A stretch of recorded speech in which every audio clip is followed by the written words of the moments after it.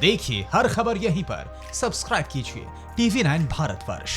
मैं प्रसेनजीत जी के पास जाऊंगा। प्रसेनजीत साहब, इस मुद्दे पर आपका नजरिया। ममता बनर्जी से कोई जो सवाल पूछता है उसको दो टूक जवाब मिलता है। क्या इस तरीके से चलता है लोकतंत्र, वो भी कोविड के दौर में? देखिए दिनेश, मैं पत्रकार होने के नाते पहले एक बात बता दूं कि आपसे बात करने की 2 मिनट पहले मेरे पास फोन आया। अगर वो फोन सही है, पूरे देश की पत्रकार जो है, पत्रकार की जो कम्युनिटी है, उनके लिए काफ़ी दुखद बात है। कोलकाता में बहुत ही senior sports photo journalist Ronny Roy का देहांत हो चुका है। और जहां तक लोगों को पता है कि सस्पेक्टेड कोविड 2 भाई घर में थे और एक भाई को बंगुड़ हॉस्पिटल लेके गए और रॉनी राय को जब लाने के लिए एम्बुलेंस पहुंचा तो उनको मृतक पाया गया है। अगर ऐसा हुआ है, ये 2 मिनट पहले मुझे खबर मिला, अगर ऐसा हुआ है तो हिंदुस्तान में पहली बार किसी पत्रकार की मौत हुआ। और रॉनी को बाबुल सुप्रियो भी जानते हैं, मोहम्मद सलीम साहब को भी जानते हैं मेरे ख्याल से। तो ये मैं पहले कहना चाहूँगा कि हम काफ़ी दुखद स्थिति में है अभी। दूसरी बात है, आप जो सवाल हमें पूछ रहे थे कि देखिए यहाँ पे चाहे बाबुल सुप्रियो कुछ भी कहे, कुछ भी वीडियो दिखाए, चाहे मोहम्मद सलीम साहब ने कुछ भी कहे, लेकिन ये सच है कि राजनीति बंगाल इस बार भी कोरोना को लेकर भी राजनीति जारी है।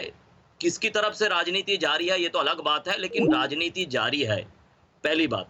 दूसरी बात है कि जो सवाल पहला दिन से उठना चाहिए था कि ये डेथ सर्टिफिकेट का ड्राफ्ट, ये कहाँ दुनिया में किसी जगह पर ड्राफ्ट डेथ सर्टिफिकेट हमने सुने नहीं है। और डेथ सर्टिफिकेट को जस्टिफाई करने के लिए ऑडिट कमेटी, ये भी हमने कभी किसी दुनिया में किसी भी समय पे सुना नहीं है। तो ये दोनों सवाल पर अगर जो लोग सरकार की तरफ से या सरकार की तरफदारी करने के लिए आपके साथ है, वो लोग हमें समझा दे कि ड्राफ्ट डेथ सर्टिफिकेट क्या है। और डेथ सर्टिफिकेट एक डॉक्टर देते हैं जो मरने के समय पे मरीज को देखते हैं।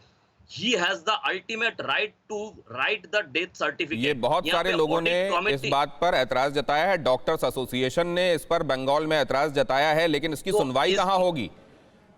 और मुझको हैरानी इस बात की है कि इस समय राज्य का विपक्ष कहां चला गया, और विपक्ष से सवाल पूछने पर उसको लगता है कि एजेंडा सेट हो रहा है। इससे ज्यादा दुर्भाग्यपूर्ण क्या हो सकता है? सत्ता के लिए जितना खूनी संघर्ष देखने को मिलता है, जब कुर्सी हथियानी होती है, जब कुर्सी पर काबिज होना होता है, तो खूनी संघर्ष देखने को मिलता है। बम फेंके जाते हैं एक दूसरे पर, कार्यकर्ताओं के साथ खूनी झड़प होती है। और जब कहा जाता है कि लोगों की जान का सवाल है, अब आपकी सियासत कहां गई, तो चौथे खंबे को नोचने लगा जाता है। और यह सीनियर लीडर्स का हाल है। लेकिन मैं इसको लेकर अब जाऊंगा अर्जुन सिंह के पास। अर्जुन सिंह, किस तरह का राज्य है यहां? आपने तो तृणमूल कांग्रेस की पॉलिटिक्स भी देख ली और फिर भाजपा ज्वाइन करके देख लिया, अपने ऊपर जानलेवा हमला भी देख लिया। क्या चल रहा है यहां? यह इस देश का हिस्सा है या कोई और दूसरा मुख्तलिफ द्वीप है ये? देखिए, पश्चिम बंगाल के मुख्यमंत्री अपने आप को समझती हैं कि वो प्रधानमंत्री बनना चाहती थी। कुछ पत्रकार और कुछ IAS IPS अधिकारी उनको प्रधानमंत्री बना दिए थे 2019 में। लेकिन दुर्भाग्य है कि वो प्रधानमंत्री नहीं बनी। लेकिन उनका जो व्यवहार है, वो पश्चिम बंगाल को भारतवर्ष का अंग वो नहीं मानती हैं, और वो अपने आप को भारतवर्ष से अलग कर मानती हैं कि वो भारतवर्ष में नहीं है।